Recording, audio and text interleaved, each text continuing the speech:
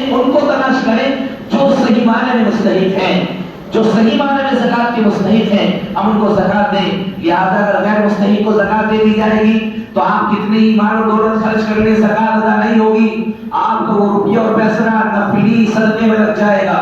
زکات نکالنے کے لیے جتنا ضروری ہے کہ زکات نکالی جائے، اس سے زیادہ ضروری ہے کہ زکات مستحقین کے پاس تک پہنچ جائے، اس کی تحقیق ضروری ہے۔ اس لیے ہم اس کا مکمل خیال کریں اور اس کی تحقیق بھی کرنے کی فکر کریں اور کوشش کریں کہ رمضان کی بابرکت اخیر ایام چل رہے ہیں، ان ایام میں ہم اپنے اس کام کو، اپنے عمل کو انجام دینے کی کوشش کریں۔ اور ساتھ ساتھ چونکہ مجمع ہے، ایک پیغام اور دیا جاتا ہے، وہ یہ کہ رمضان ہی کے بعد میں جو ہے الیکشن کی تیاری ہے اور الیکشن قریب ہے، اس میں ہمارے لیے ضروری ہے کہ ووٹ کا صحیح استعمال کریں۔ اور ووٹ مسلمانوں میں خاص طور سے بڑی جو ہے غفلت برتی جاتی ہے اس سلسلے میں، یا تو ووٹ ہی نہیں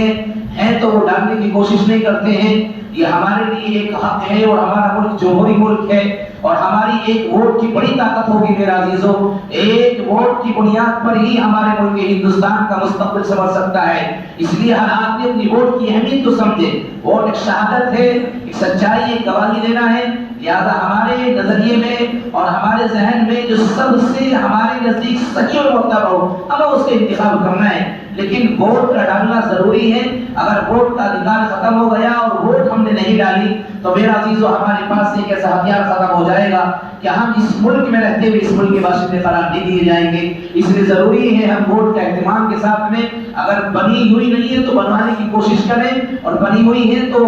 جو ہے ہم اس کو چیک کریں۔ آن لائن سسٹم ہے، سارا سب ایپ موجود ہے سوشل میڈیا پر، اس کے لیے جو ہے ووٹر آئی ڈی کاسٹ کا لسٹ کا جو ایک ایپ رہتا ہے اس کو ڈاؤن لوڈ کر لیں، اس میں ہم اپنی ووٹ چیک کر سکتے ہیں ہماری ووٹ ہے یا نہیں ہے، کس بوتھ پر ہے اور کس جگہ میں ووٹ کو ڈالنا ہے۔ لہٰذا ان چیزوں کا خیال ہمارے لیے ضروری ہے۔ ساتھ ساتھ ابھی چونکہ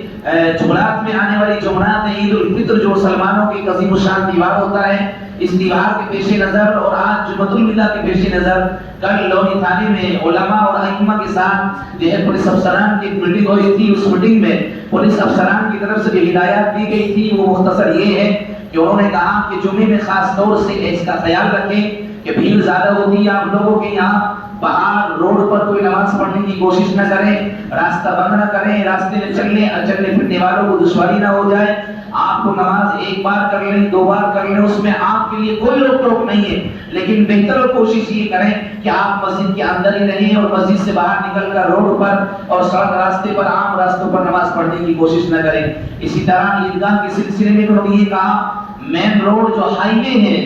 دلی سہارنپور جو ہائی وے روڈ ہے، اس پر تو قطعی اجازت ہی نہیں ہے۔ باقی اندر جو